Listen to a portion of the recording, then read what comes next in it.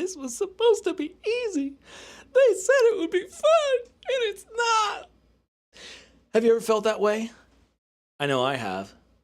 Drones and 3D printing and RC aircraft, man, they're so much fun.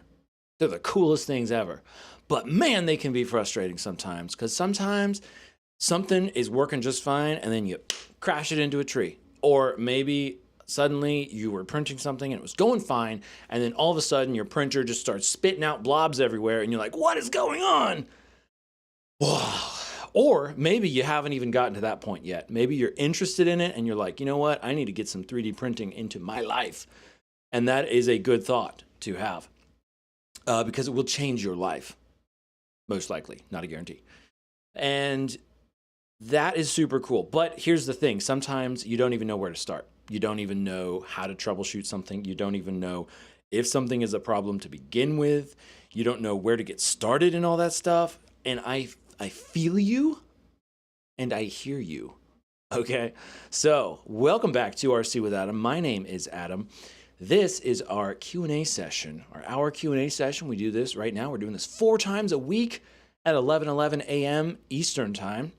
And that's kind of my stories. I got into drones, FPV drones, I guess it was back in 2016 or so.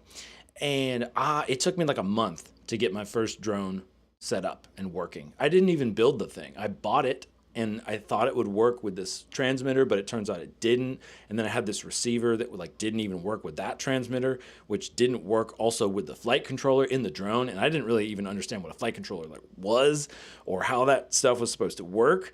So if you are feeling that way, now's a great time to leave a comment, leave a question down in the, I guess, the comments or the chat or wherever it is. We're live on YouTube and Instagram all over the world.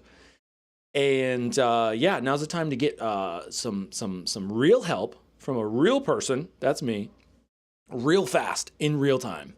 So welcome everybody. I see we have some people over on YouTube. We got Aleph over on YouTube. We've got Purushotan Kumar, I think is the name. Welcome everybody. Over on Instagram, we've got Harith Q Statham Ben Wheel Skates, looks like.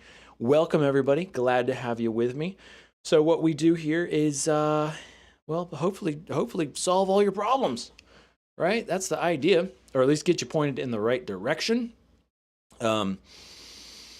And if not, I mean, otherwise we're just gonna hang out, have a good time, basically. Let's go. Let's see. Looks like we have a question over on YouTube. So, so basically, in the meantime, in between questions, we're gonna be hanging out. I'm gonna be talking about stuff, and then when we get a question, we're gonna go ding, ding, ding, and answer the question. The ding, ding, ding was the question alarm, by the way. Hopefully, you can all hear me and see me well. If you can't, let me know. Over on YouTube, we have a question. They say, do you guide for RC plane? You know what? That's not even a question because it doesn't have a question mark, I realize. But do I have a guide for an RC airplane? Right now, I have just one tutorial for building an RC airplane. It's very old, actually. A lot of my RC stuff is a little outdated, but a lot of it still actually applies. At least I think that's what your question is. I know sometimes some stuff gets lost in translation, as far as the language communication and stuff, but I think that's what you're asking. So if we go, let me share my screen with you here. And if you go to my YouTube channel, so in case I didn't say it already, I think I did. I think I did, but hey, my name is Adam. This is RC with Adam. I have a YouTube channel, and this is what I do. I love doing this. I love helping you guys have success in RC stuff, drones, 3D printing, really any of the areas that I have experience in and that I can help you. I'm happy to help. So that's what I love doing. And so I've got a bunch of videos on YouTube. And we were talking about a guide for RC airplanes. What I do have, where is it? Videos, popular. Let's go by popular videos. This one is actually quite popular. I made this 8 years ago, right? So it's a little outdated, but like really most of this, like everything here will still apply to basic RC airplane electronics. And you know, that's how I got into all this stuff, was because I was learning this, fascinated with it. I love RC flight, and I was, you know, coming up against troubles of learning how this stuff worked, and then figuring it out is like super cool. So I want to help others figure it out too.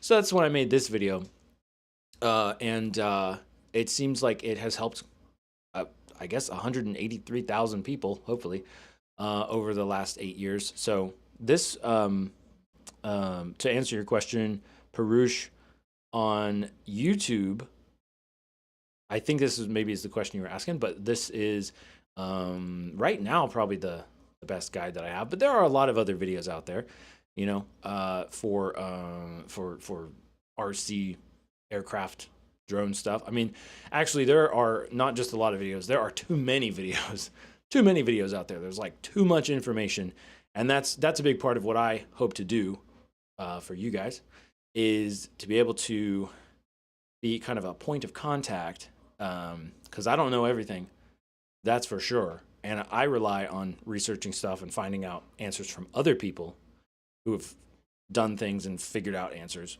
But it's really helpful, especially when you're just getting started, to have like a real person to talk to and get some kind of like quick answers from, and also just get that big overview. So that's that of this kind of video. Could be helpful because I kind of show, you know, how the system works, how they connect, what they do, and then how it goes. Well, a little bit of how it goes into an airplane. And yeah, I think, yeah, I did show that. I probably should have just turned on the battery though. Did I do that at some point? I don't know. It's been a while since I've watched this video, to be honest. I did, yeah, I did do that. So I think we had a question.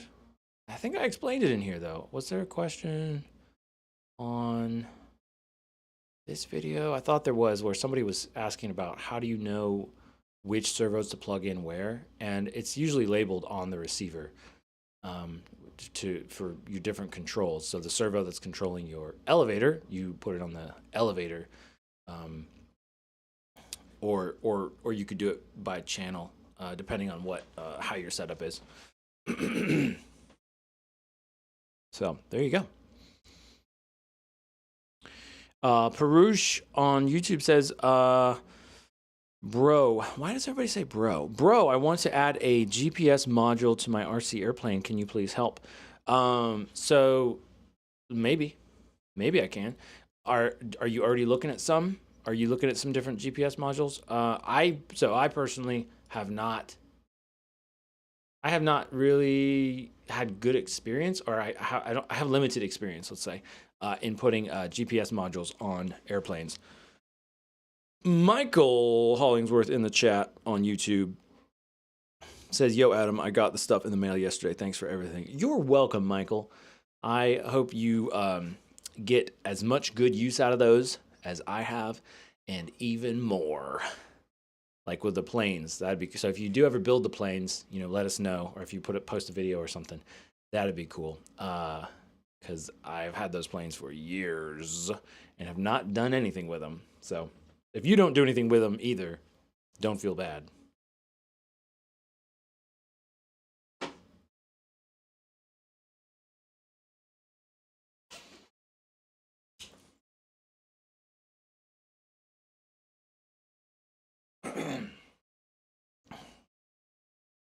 All right, so everybody in the chat. This might be kind of a slow day today. We'll see, but so let me know. Just, you know, you can say stuff too in the chat. What have you guys been up to? You've been building airplanes, building drones, flying, doing some 3D printing. I know it's wintertime in a lot of the world, and sometimes that's not a very good time to be doing outside flying stuff. But it's always a good time to be doing 3D printing. Am I right? Hey, speaking of that, that's a pretty good segue. Let's go ahead and talk about 3D printing. 3D printing. So, a lot of common questions about 3D printing are, well, usually one is like, what's the best first 3D printer for a certain amount of money? Then the other one is like, my 3D printer is doing something, what's wrong with it? Well, I really recommend checking out one of these uh, visual troubleshooting guides. This one is from Simplify 3D, and they call it a print quality troubleshooting guide. There's another one from Ultimaker, I think, or Werkstein. But anyway, this is a good one. It's easy to find. Simplify 3D, and it goes through with pictures and shows you different issues that you're having, which is super helpful because when you're getting started with 3D printing, you see what's going on, but you might not know how to describe it. You know, and not all of these things like may apply, or some of these things are more rare than others. Like, but here's a good one: weak infill. So if you have weak infill, uh, the infill inside your 3D print part plays a very important role in the overall strength of your model. And because if you're getting started, you might not really understand what is infill, but they're showing you this picture, and it's like, oh, that's what that is. That stuff. That's what they're talking about. They even show a zoom, and they're saying it's it's not strong lines, and they're saying the infill is responsible for connecting the outer shells of your 3D print. Blah blah blah blah blah blah blah blah blah blah blah blah blah. One of the first settings you should investigate in the infill is the infill pattern you use. Yeah, infill pattern, printing speed, extrusion width, stuff like that. So, very, very helpful. I highly recommend checking that out if you're having any kind of 3D printing issues. Parush on YouTube says, is a ready talking about their airplane, is a ready to sky 2600 kV. Okay, no, is a ready to sky 2600 kV is good for RCF22 Raptor. Maybe. It really depends though. Is this your first plane, or have you been into RC airplanes, or is this like your first one that you're building? Because it really just depends on the size of the plane, like what kind of characteristics you want to have, and your whole setup, because the battery that's going to run it is going to make a difference, and all the electronics, and then how you want it to fly, and then the size of it. So it's kind of hard to say just based off of that. But that sounds like a FPV drone 5-inch motor. So, but I'm not super familiar necessarily like with the F-22 Raptor. Like, I'm assuming it's like a like the flat kind. Okay, you say it's your first plane. Is it kind of like the flight test Raptor series, or the what do they call that? Like, it's like the easy build F-22, I think is what they have. That's what I would use as kind of a reference. And that's another good way of kind of getting an idea of what kind of electronics to use. Well, aside from just trial and error, would be to go to the flight test website and then see what power packs they recommend with certain types and sizes of airplanes. Michael Hollingsworth says, I'm glad for this video today. I don't have any airplanes till now. It's going to be awesome, and I'll definitely send pics to your email so you can share on the chat. Okay, cool. Right on. Let's do... Oh boy. Got to start getting rid of some of these tabs. So many tabs. Too many tabs. Also, what's good 3D printing material? I like 3D Fuel, and my favorite is Tough Pro PLA Plus. So, I love them so much. You can use coupon code RCwithAdam at checkout to get 10% off your order. And they don't pay me to say that. I get a little commission like when you use the coupon because it's an affiliate discount. But I just really like this stuff. This is pretty much what I use exclusively. and it's super durable. I really like it. So if you're interested, if you're like, what kind of 3D printing material should I get? I really like 3D Fuel, and they have the silk PLAs too. I know nobody asked me this, but I'm just letting you know because you never know. And that's my favorite, Blue Lagoon or Silky Lagoon. That's my favorite. Second favorite is Silky Mixed Berry. It's nice. It's good stuff. All right, let's close that tab.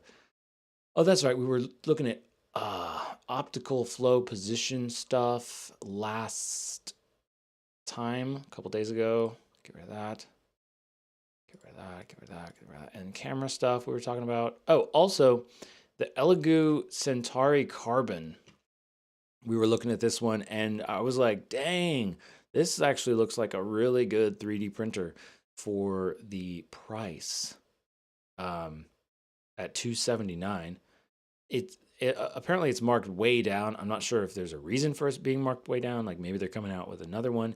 I don't know. But for $279, it looks like a much better alternative to the Bamboo Lab A1.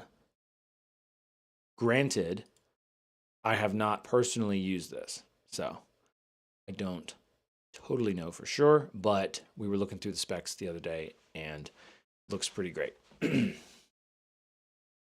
So if somebody was like, hey, what's a good first 3D printer? I'd be like, seriously, take a look at the Centauri Carbon, but maybe go look at some reviews as well. Jeff is in the chat, is on YouTube. What's up? What's up, Jeff? We are, I'm basically just doing a recap right now and kind of going over the most frequently asked questions, like what's a good first 3D printer and why is my 3D printer doing this and whatever else we covered. Oh yeah, 3D Fuel. I like it and it's good stuff. All right, and yeah, we'll get rid of those. And then I always point out that there are many other brands of 3D printers too. There are lots. This is one of the new offerings from Creality. Is it any good? I don't know. Probably, but that's really all I have to say about that. At this particular moment in time, we're just kind of waiting for some questions to come in here. Usually, what happens is I'll be doing this live, and then like probably like 40 minutes in or almost an hour in, there's a bunch of questions. So Jeff says, I'm all right. Long time no see. I know, right? I can't remember how long, but I'm sure it was a long time. What was I doing though? I was gonna do something. I was gonna go somewhere. Oh yeah. Let's go to flight test. Let's go to the flight test website. Do we have any flight test fans out there? Any flight test viewers? Flight Fest fans? Where am I going? What store? This is the store, right? Okay, this is the store. So if we go to flight test, we go to beginners. Yeah, are there any flight testers out there who got into RC from flight test? That's what I am wondering, because I did. That was my thing. When I first got into it, I was like, my friend was doing RC stuff or whatever, and I was like, whoa, that's cool. And then he's like, yeah, there's like this whole like YouTube show, like just about RC airplanes. And I was like, what? Who would make who would have a whole show about RC airplanes? Like, that's crazy. And on YouTube. And I'm getting distracted. I'm distracting myself right now. I'm just trying to, shop now. There we go. I was trying to find the shop. All right. Anyway, so to peruse, I would definitely take a look at Flight Test if you have not already. Give that a look see, and what my point of going over here was to say that if you're not sure about what kind of motor to use, take a look at what Flight Test uses in their airplanes and like the power packs that they have. And you were talking about an F-22 Raptor, and I was wondering, like, is it like this? Oh, no, that's the Easy Raptor. Is it it was like the swappable Park Flyers? It's probably the Park Flyers. Or maybe it was the Mighty Minis. I don't remember. Simple series. Is it like this? Is this what we're talking about? Like a um what do they call that? Like a profile plane or something? Yeah, like this. That's the MKR2. I think that would be it, right? So there you go. F22. Is it similar to this? That one's not totally flat, I guess. But so that would be a good place to start just to get an idea. Recommend electronics. So this is something that is a little frustrating to me. That it's flight test seems to be doing is for the propellers and like the electronics and stuff. Like they say Power Pack B Radial V2. So that's like their own name for the motor, which I understand. Like you don't want it to be like complicated, and it kind of keeps it all in the flight test ecosystem. However, like it's a little annoying because then you have to be like, okay, what actual motor is that? What motor is it? So Power Pack kits. I know we're getting a little off topic. Jeff, I see Jeff has a question. We're going to get to that in just a moment. They said the radial. Actually, let's just look at motors.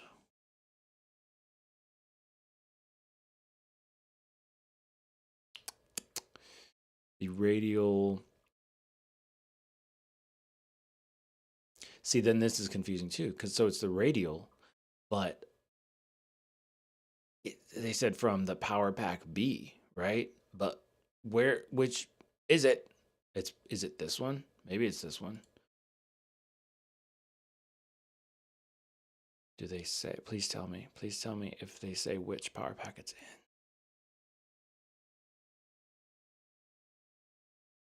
Okay, looks like it. They don't say it. So that's a bummer. That's a big bummer to me, unless I'm missing something. But if that is the case, that's a big bummer to me because it's making it more confusing about which motor do you need to get like for your plane, like what kind of plane.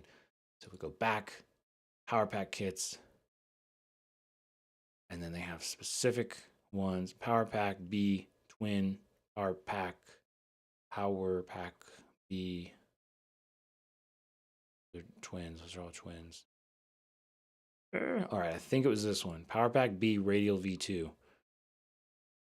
Okay, what kind of motor is it? This is A. 2212 1050 kV. Okay, so that is going to be spinning a 9-inch prop. So a little big. So the point of that was to say that Perush on YouTube, if your airplane is similar to what I showed here with the FT what was it, the FT22 or whatever it was called, if it's similar to that, you might want to use a motor, use a motor that is a size 2212 with a 1050 kV. So this one's spinning a 9-inch propeller. The type of motor that you described, the Ready to Sky 2600 kV, I don't know the size of it because you didn't give the size, but based on the kV, it's, and what I think the Ready to Sky is, it's probably a 5-inch quadcopter style motor, I think, meaning it's meant to use 5-inch propellers. Okay, all right, moving on. Hopefully I answered that for you. Hey, over on Instagram, I see we have some people joined. Welcome, everybody, over on Instagram. I wonder if on Instagram it says that they joined just when they're like scrolling through, because that could make a lot of sense. Because a lot of people join, but it looks like there's no people watching, like almost ever. So maybe that's the case, and they're like they joined and then they're just gone. But it doesn't say that they left, so that's kind of weird. Anyway, Jeff says, "What do you think about the Mark V LR7?" What is the Mark V LR7? Jeff, let's find out together. Wait, what'd you call it? The LR5? LR5? No, I'm sorry. The Mark V. Dyslexia.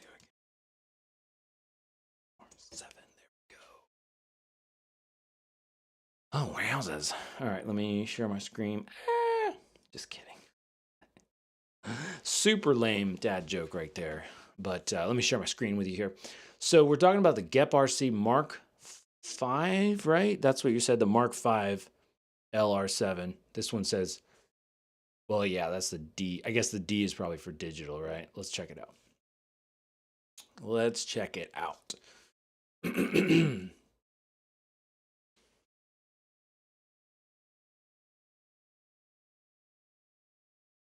All right. So Jeff, what do you think about this, Jeff?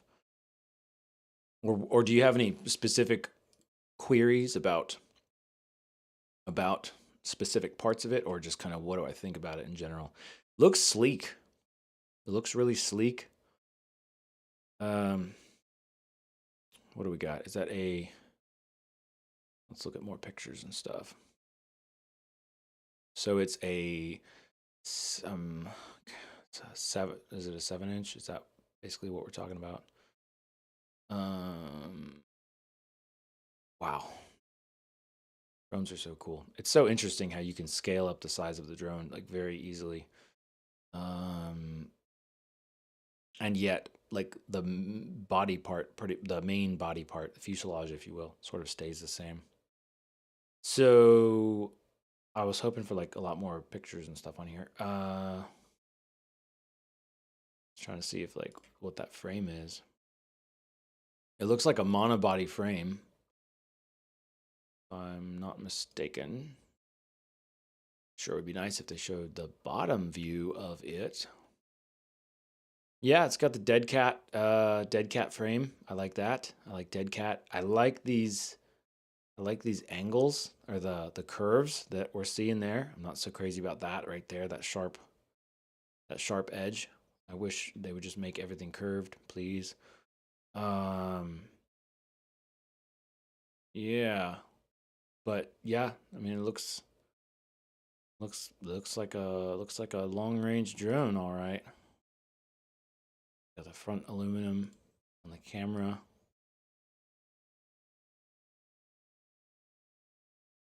Not a whole lot of space. Maybe it's not a monobody. It looks like a monobody, but we have this bottom plate attaching the camera portion. So that's kind of interesting. There's like 1,000 ways of doing it, you know. So sometimes they might just make it different just to make it different, you know. Jeff says, in general, compared to like a chimera. Chimera? Is that how it's pronounced? Chimera? Chimera? Chimera? I don't know. Olive. Hello, Olive. Thank you for all of the crazy emojis. I don't even know what they mean. So, yeah, that's good. Good idea. Let's compare it to the Chimera. Oh, there's the frame. So there's the frame kit. Let's see what we've got here. Still don't show it from the bottom. Show us the bottom of the frame. I guess I could just look up a review or something. It's out of stock at the moment. It's kind of interesting given our current sort of logistic situation here in the US as far as products coming from overseas, particularly drone type RC products. Seems like there's a lot of out of stockage right now.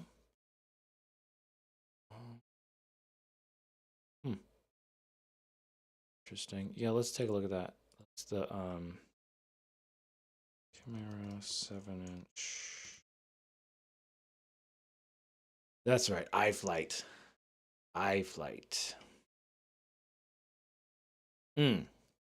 Okay, definitely very different style. Very different style here. Wow, a lot going on here. I'm guessing this is heavier. It's a really long body. It's more of a it's a dead cat, but it's not like a straight across dead cat style of frame, which I don't super love. Looks like some really thick arms, but also narrower. So theoretically, narrow arms, like that makes sense because then you're getting less like sort of wind resistance. But potentially it could be less rigid in certain ways. Let's take a look at the specs here. Wow, they changed a bunch of stuff on here. Yeah, they changed the stack, they changed the ESCs, and they changed the flight controller. Yeah, interesting. What are we looking at for weight? That's what I'm curious about. 570 grams, and that's analog version. And the Chimera is, well, they're showing there 628 grams. So, well, what is that, like 60 grams? Pardon me. Let's call it 60 grams heavier or lighter. Well, the Gep RC is 60 grams lighter, but that one has quite a bit of like, TPU stuff, right? Because like that doesn't make any sense. Like, let's think about this, people. If this is a long range drone, why would you put these heavy TPU bumpers underneath the motors? Right? Like, it's not like you're going to do some like wall taps. I mean, maybe you're going to do wall taps long range, but seems kind of like dead weight. Also, well, I guess those are, battery pads, but a lot of times the battery pads that they put on there are like actually like heavy, like they're very thick rubber, which is good, to protect your battery, but not so great. Not so great for rate rise. Not so great for that. And also, part of the weight would be that it looks like this is a kind of your standard multi-piece frame, which, or in case you don't know, that is going to be better in terms of durability in the sense that you could break an arm and then swap out the arm, replace it, and the rest of your drone stays the same. Whereas if you have a monobody, as in all of the arms are connected as one piece of carbon fiber, you're going to have less weight, but if one arm breaks, you can't really, like, maybe you could repair it and like kind of fly it, but you're going to need to swap out the whole entire frame. But if we're talking about a long range drone, I would say go for it because that's a purpose built drone. That's a specialty drone. And if you're doing long range and stuff, you really want to maximize maximize your range and by minimizing your weight, because any weight that is not, a battery basically is dead weight on a long range drone. So, yeah, that's interesting. I mean, doesn't it seem interesting that drones have come so far, FPV drones, let's say, in the technology and use cases and all this stuff, and yet there hasn't really been a lot of change, at least in sort of the mainstream FPV drones that are coming out. I mean, maybe I'm wrong. If I'm wrong, somebody let me know of something that I should be looking at. But it seems like there's not a lot of change in the drone frames, the placement of the electronics, and I mean like not since drones first came out. I mean like in the last 5 years, the technology has gotten better, but it's still kind of the same concept. Like you have a carbon fiber plate, you strap a battery to it.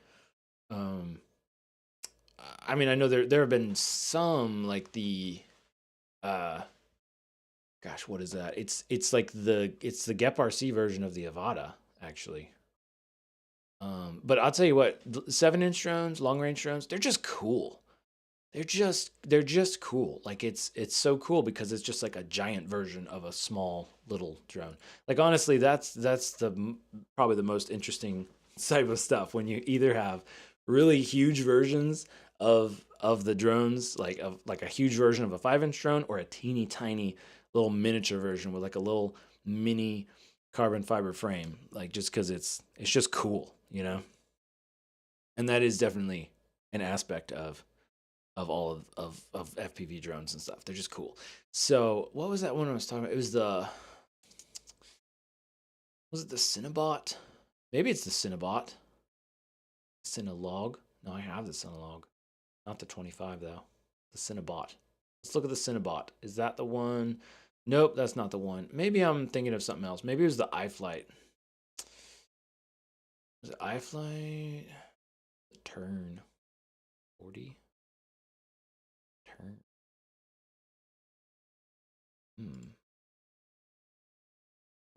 Oh, the F10 doesn't even show up.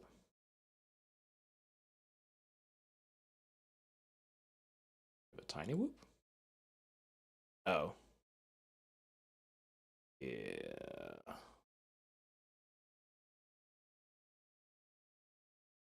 4-inch. Yeah, that's what it looks like. See, like this, it's a super cute version of a 5-inch FPV drone. Well, I guess 4 inches it doesn't seem that much smaller. However, it's like kind of scaled down to be extra lightweight and you know, like the arms are smaller and the whole frame is smaller. So, but even smaller would be even just super cute. And just kind of neat for that aspect of it. But you see, it's got that GPS little thingy there. That's cool. Yeah, it's still surprising to me though that that people are still putting the FPV antenna on the rear of the drone. Why? Why? Why? Especially on a long range drone, because I really think that like because you mount the battery on the top, your antenna's on the back.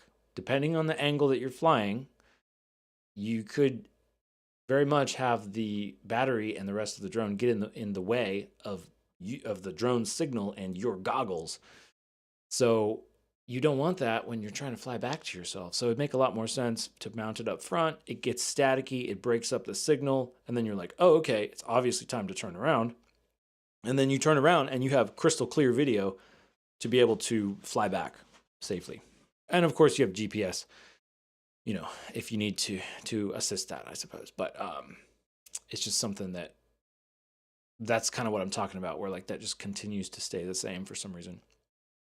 Obviously, from a practical perspective, if you are doing risky stuff with the drone, as in risky to the drone, of course, then you would not want your antennas in the front because that's where you're going to crash. But then they put the GPS antenna in the front, so I don't know about that. And then the other antennas in the front as well, which that's fine. So, but it kind of doesn't it seem like it makes sense to put all the antennas in the front? Jeff says long antennas are huge upgrades for long range. Yes, I can imagine so, even though it always seems like painful that the weight, like having the weight of it. I know it's not that much more weight, but you know, it does stick up quite a bit. And Jeff says, so the battery doesn't go into the way. Right. Right. But still, like, depending on the angle that you're at, like, because if the drone is kind of like above you, it's possible that it could get in the way. But I understand the logic behind that. And to be honest, you know, I just like doing different stuff. So some of that is just Adam wanting to be different, you know. But that's kind of how it goes with you want to do something different for the sake of doing it differently, but then like, and maybe that's how it is like 90% of the time, and it doesn't actually make a difference. But then it could be like 10% of the time, or like 1% of the time when you do something different and you think of it a different way, and then it's like, whoa, that was the secret sauce. That was the new style unlocked. You know, that kind of thing. Let's go to iFlight. Or thought we were on iFlight. There we go. There's iFlight.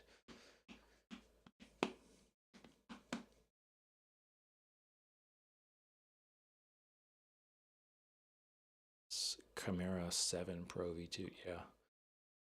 Let's take a look at that. I think, is that what we were looking at? Maybe.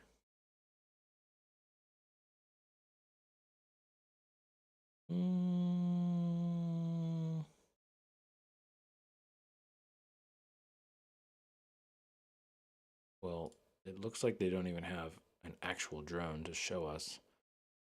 That looks like a rendering, so I don't know if it's the same. Looks mostly the same style. Yes. Yes. Interesting. Interesting indeed.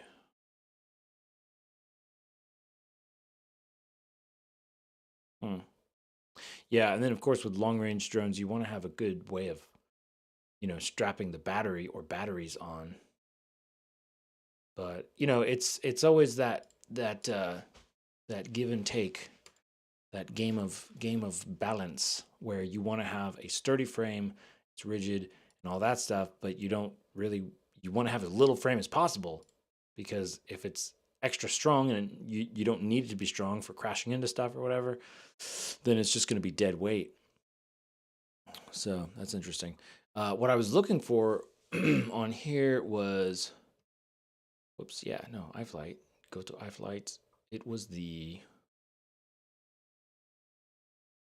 Defender. I don't know why they call it the Defender, but what's the Defender 20 Lite? Let's look at that one.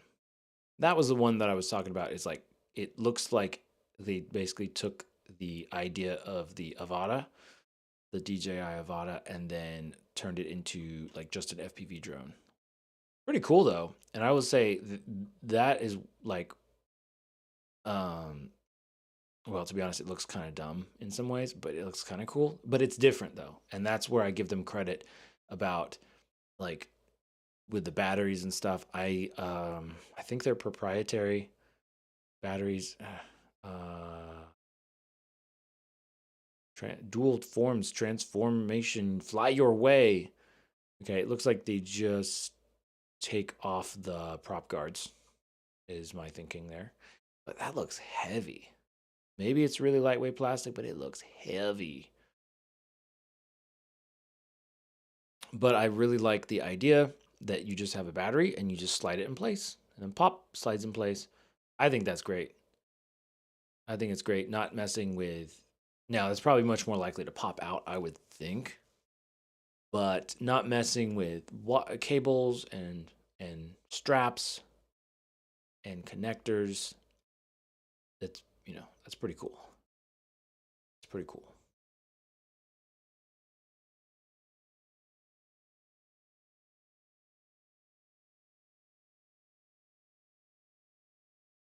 Hmm. Hmm. Kind of weird that they have like the silicone landing pads though.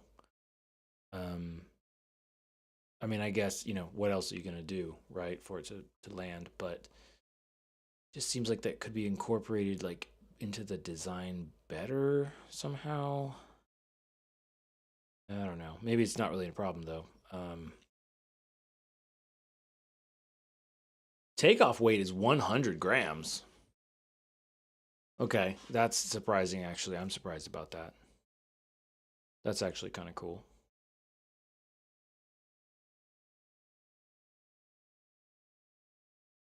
I'm not really sure what the advantage though is of this drone. Shivam FPV over on Instagram, welcome. As well as Zint FPV, although I think Zint is long gone. Yeah. So that's the Defender Lite. Defender Lite. Interesting. Let's check out the Defender 12, the Defender 20 Lite, Defender 12, and Defender 20. So, okay. So that's why it looked a little different than the one I was thinking of. So the Defender 12. So that's interesting. This is a 1S Tiny Whoop. Interesting.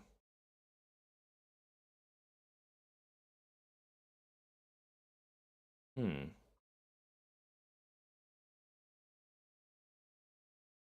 wonder why like, what's with the Defender name, and like, is the idea that it's just really durable or something?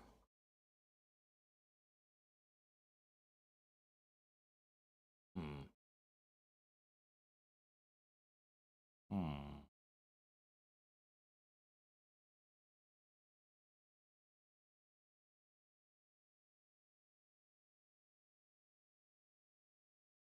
Note, iFlight product is for fun purposes only and does not support autonomous flight.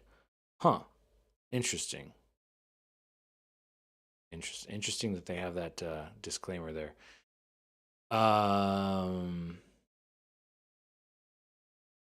Yeah, let's check out one more thing, which was the Defender 20. So that's the full-size Defender, I guess, the Defender 20. Oh, that says 16, 20? 16 and 20? What are we saying? What are we saying here? Huh. Sub 249 gram takeoff weight. Okay. Intuitive power button. Type C charge adapter. Let's see what we got here. Okay, we get it. It does what tiny whoops or cinewhoops are made to do. Durable injection molded frame. Cautious me over on YouTube says, "Hi Adam, and thanks for the FlySky simulator connection help." You're welcome. I hope that helped, or apparently it did, but I hope that actually works for you. Let me know if it does help. Go ahead and leave a comment on that video, because I think other people had the same question about the i4X transmitter. Interesting. Intuitive power button. Okay, this is actually kind of interesting to me. Intriguing.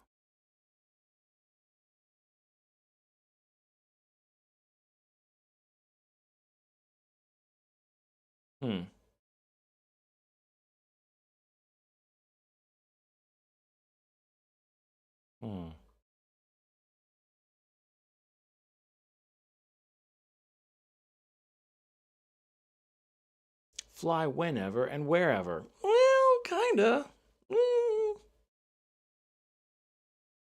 Well, that's neat. So this is the Defender, iFlight Defender 20. So that, which probably means a 2-inch. Interesting. So this one is, they're saying, this is, yikes, $429.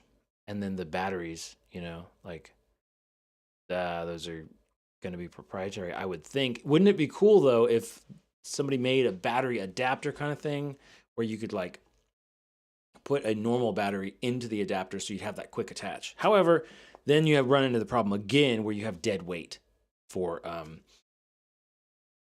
because you're just making an adapter to go on there. And then that kind of takes you back to, hey, if we make this really lightweight, we can just use the battery, But this is a way more streamlined, way better looking solution, to be honest with you.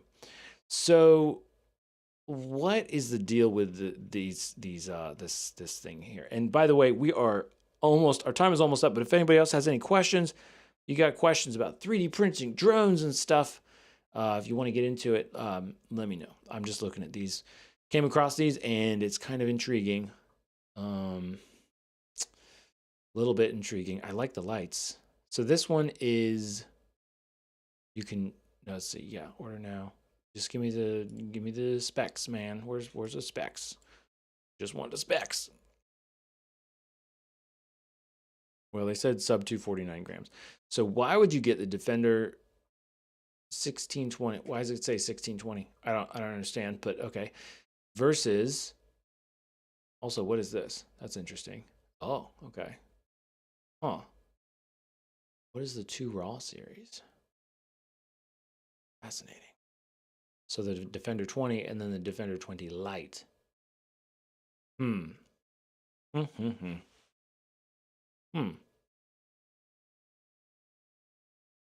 Defender series now features a lightweight DJI O4 air unit. Okay. So I guess not the Pro. Oh, thank you. So are they saying, no, wait, that's the same drone. Never mind. That's the same one. So it looks like they're saying, hey, this one is built using the smaller air unit. So we made it smaller. So that's cool. but eh, video. Okay, well, that was a cool video. Well, too bad it's over. What is the 2 Raw series? Let's check this out. We got Cinelifters, Long Range series, and Freestyle series. Helion 10. I think I've seen people with that. Pretty darn cool. It would be really cool. So the thing about long range drones and large long range drones, like, they are super cool. However, I don't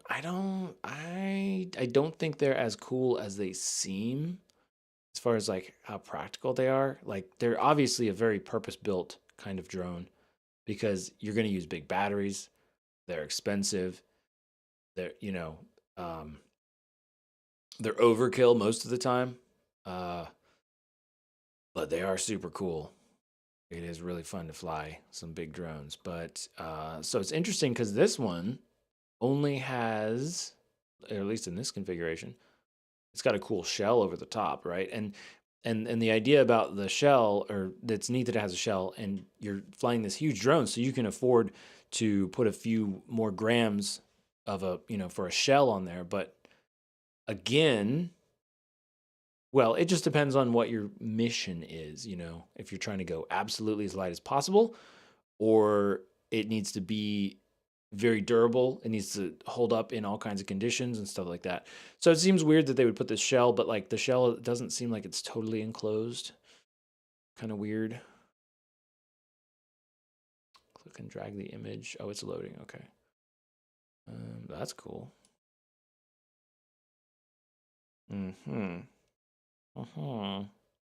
Yeah, so it's interesting because the battery is on the bottom, which I think that seems to make a lot of sense.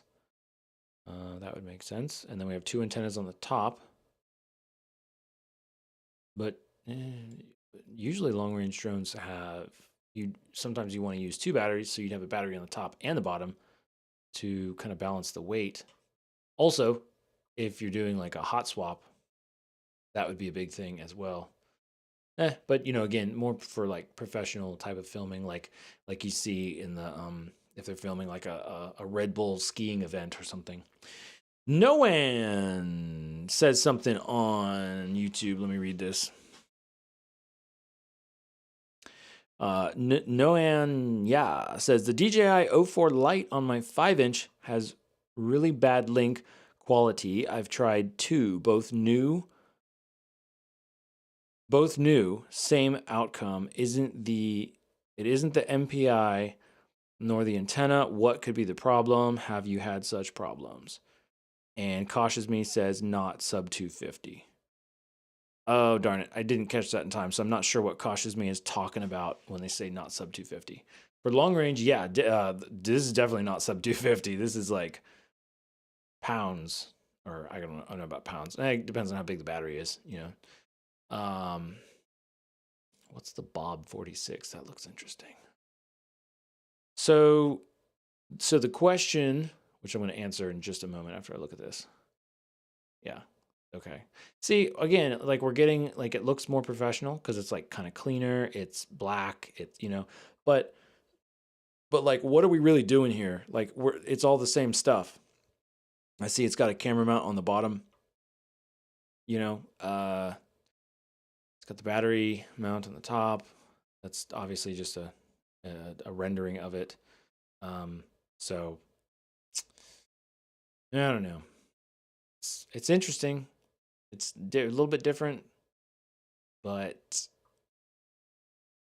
optional hand catch stick. I mean, I don't know. It's cool. I don't have a problem with it. I'm getting picky right now. So let's answer this question from Noan on YouTube. It says the DJI O4 Lite on my 5-inch there's been problems with it. I was trying to bring up the page, but I can't for some reason. Like, what in the world? DJI FPV. That's weird. I used to have this page up here and I don't anymore. Anyway, so basically we're talking about bad link quality. with 2 new DJI O4 lights. It isn't the MPI or the antenna. What could be the problem? Oh, what a riddle. What a riddle. Noan, how do you know? I'm not questioning like that you're telling the truth. I'm just curious, like, how do you know that it's not the antenna or the MPI? Or wait, when you say MPI, I want to make sure we're talking about the same thing. Are you talking about Betaflight settings when you say MPI, or are you talking about something else?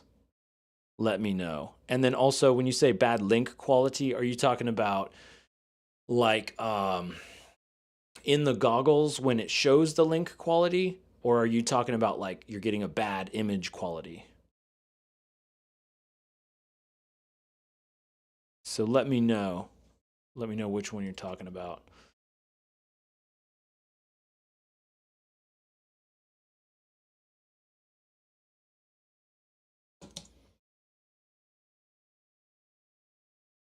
DJI has some really bad search features. O4 air unit. There we go. That's what we're looking for. I guess it's not called the light version, but whatever. So this is what you've got, according to what you're saying. Noan says no. The cable from the unit. Okay, from the unit to CM.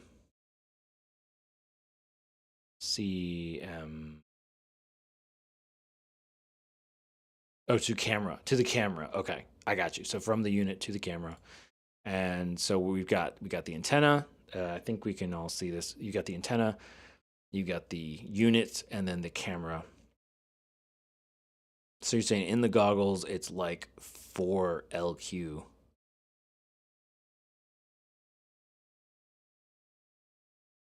Okay. Oh. Wait a second here.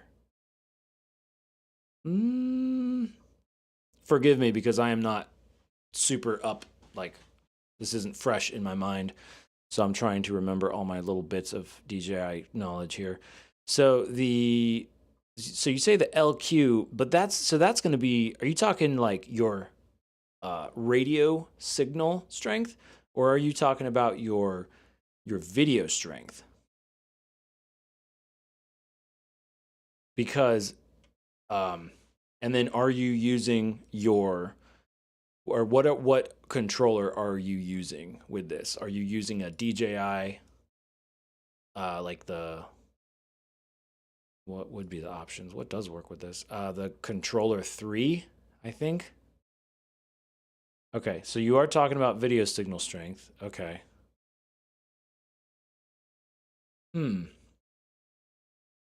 Also, is this a DIY build, or is there a model that we can reference as far as like, did you buy the 5-inch or build the 5-inch? Because that'll just make a difference as far as like what flight controller it's using and stuff.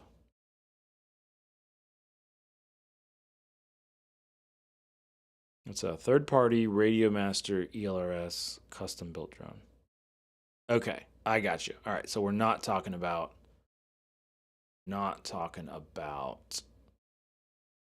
that.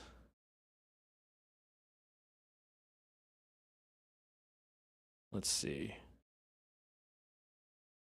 Okay, so maybe my brain is just like blanking out here or something, but I didn't think that the video signal strength was measured in LQ. Right?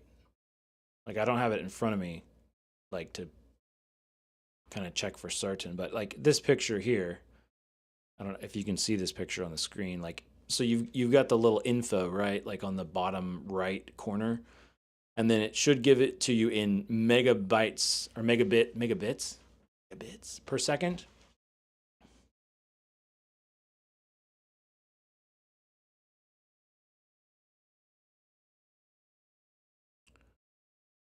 Um, No one says, don't break your head around it. It's pretty complex, in my opinion. No need for hassle. YK. What does YK mean? You know? I don't know. Well, listen, I pretty much can't not break my head around stuff because that's how we do things here at RC with Adam Industries. Is my job here is to help solve your problems. So, and also it helps me because if you have a problem and I solve it, and then the next person that comes to me, I can solve the problem even faster. So, yeah, okay. So you say, yeah, that's an alternative metric for link quality. You have like 12 megabits per second. And I honestly, I can't remember if it's megabytes or megabits. I'm pretty sure it's megabits per second. So that's what I'm going to say. Where does it show? Because now I'm curious. Where does it show the LQ for the like where does it show the LQ number for the link quality, which LQ would be link quality, but that number in that format for the signals goggle signal strength? Is that a setting that you can change? Because I've never noticed that if that's the case. Bits cautious me, says it's bits. Thank you. Yeah, I thought bytes would be like too much because you'd be like, that's too close to like a gigabyte or something. So bits, yeah, little itty bits flying through the air. Anyway, so not to get off topic here. I'm just curious about that part. So you have like 12 megabits per second. No one says on Betaflight you can set a custom OSD with other metrics. You have to customly insert it through Betaflight OSD. Oh, okay. Yeah, I haven't done that, so I'm not super familiar with that. But I have some experience like setting up some stuff. Well, what am I trying to say? Yeah, I maybe it is accurate, but sometimes the setting up the custom OSD stuff is hard to get accurate, if that makes sense. But obviously, look, I mean, if you're having terrible video quality, you would know, and you move the drone around, and there's like a ton of lag. Is this during flight, or is this just on the bench? Let me know about that, because what could happen is like it could overheat. It could potentially be overheating. You'd probably be getting warnings if it was overheating. So that's going to matter too, as far as like, are you just plugging it in, looking at it on the bench, and then very quickly it goes to 12 megabits per second? Or is this like while you're flying, then it like suddenly goes to that, or what? What's up? And also cautious me, thank you for that clarification. Big B is for bytes, little b is for bits. I'm gonna have to try to remember that. I'm gonna remember that because the little b is like one tooth, and you can only take a little bite. Dang it, a little bit from one tooth out of a sandwich. But if you have two big teeth, that's a big bite. That's how I'm gonna remember it. Olive says, Adam, why you didn't came yesterday? Because we don't do it. We don't do this on Wednesday. We do it Tuesday, Monday, Tuesday, Thursday, Friday. And probably tomorrow is going to be Friday Fly Day, I think. And we'll be doing some simulator stuff. No one says, as soon as I start, constantly, even when not flying. All right, so enough interrogating you. Let's just actually figure this out. Because I'm sure this is a pretty common issue. So DJI 04 air unit, what is low signal? Let's try that. Low power mode issue. Blah blah blah blah blah blah blah blah blah blah blah blah. 12 Mbps. Let's look at this. I don't know. That could be worthwhile. Cautious me says cheapest fix. Maybe better antenna helps. I know Ann said that it's not the antenna. and you use two different ones. So I guess I should have just said that straight off the bat, is that on your 5-inch, you have really bad link quality. You've tried two, both new, same outcome. So yeah, the common denominator would be your drone, would be your flight controller. But well, not necessarily the drone, the flight controller, because that shouldn't really have much to do with that, right? It shouldn't, because you're getting the OSD through the. I mean, it's so hard to tell sometimes, because like all these things are connected, so there could be some setting that's messing it up. But Cautious Me says, is left or right hand polarized also matters. Yeah, left or right hand polarization also matters. Gosh, I really need to put together a packet for the VTX stuff, because that's a whole other thing. That's like, there's really simple information that really could make a huge difference as far as the video quality. Olive, same time tomorrow, 11:11 Eastern time, Monday, Tuesday, Thursday, Friday. Noan says, I'm going to test the DJI unit with another drone. If it works, then I know it's the FC. Yeah, I would say that's the best thing. But hey, if it doesn't work, or well, if it does or whatever, let us know. You can either just leave a comment on this live video, like once it's published, or come back tomorrow. We'll be here at 11:11 Eastern time, and or 11:11 a.m. Eastern time, and let us know, because I'd be very curious about that. But thanks for the question. That's good. Good info. You know, like I said, I love doing this, guys. Yes, sometimes it makes my brain hurt, and we're gonna wrap it up now. But I love being able to help you guys solve problems and have success, and also it helps me because it kind of keeps me on my toes, I guess. But also because I don't have the same experiences that everybody else has, so when I get to help solve these problems, then I'm even better prepared for the next time. So that's really fun. All right, that's going to do it for today, everybody. Thanks for joining me. Have a fantastic day.